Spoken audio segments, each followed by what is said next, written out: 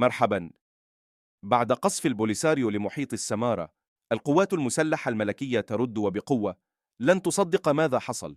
ولكن قبل أن نبدأ، لو أنت محب للقوات المسلحة الملكية فيرجى الإعجاب بهذا الفيديو وتعطير فمكم بالصلاة على رسولنا الكريم صلى الله عليه وسلم.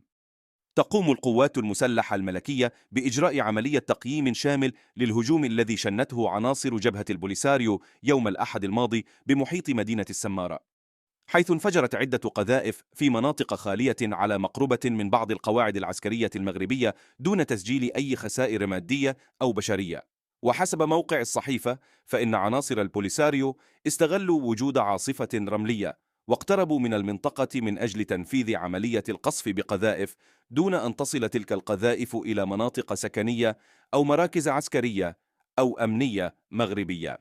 وشرعت القوات المغربية بعد وقت قصير من حدوث القصف في إجراء تقييم للوضع، حيث تم الاستعانة بطائرة درون من أجل القيام بمسح شامل في منطقة الهجوم لتحديد المسارات والمنافذ الذي استعملتها عناصر البوليساريو للاقتراب من الجدار العازل.